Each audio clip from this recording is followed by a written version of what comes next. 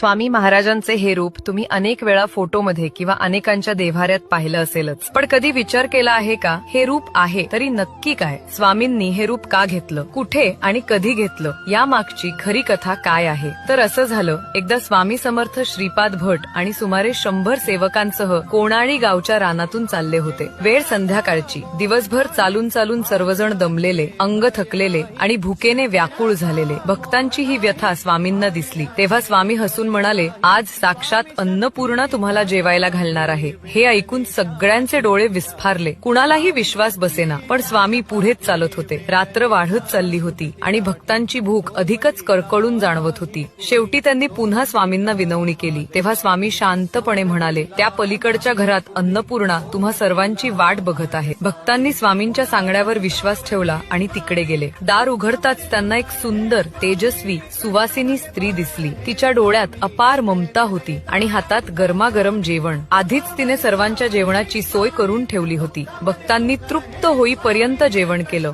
शरीर तर तृप्त झालं, पण त्याहून अधिक मनही समाधानानं भरून आलं. नंतर भक्तांनी स्वामींना विचारलं, महाराज, ती सुवासिनी कोण होती? स्वामी समर्थ मंद हसले आणि म्हणाले, ती दुसरी कोणी नसून माता अन्नपूर्णाच होती. तुम्हाला जेवायला घालण्यासाठी ती माझ्याच रूपातून प्रकट झाली होती. म्हणूनच स्वामी समर्थांना अनेक भक्त स्वामी आई म्हणूनही हाक मारतात. भक्त जेव्हा आई म्हणून हाक देतात तेव्हा स्वामी खऱ्या आई वडिलांसारखे धावून जातात. म्हणूनच त्यांना सर्वव्यापी, सर्व गुणसंपन्न आणि अन्नपूर्णेच्या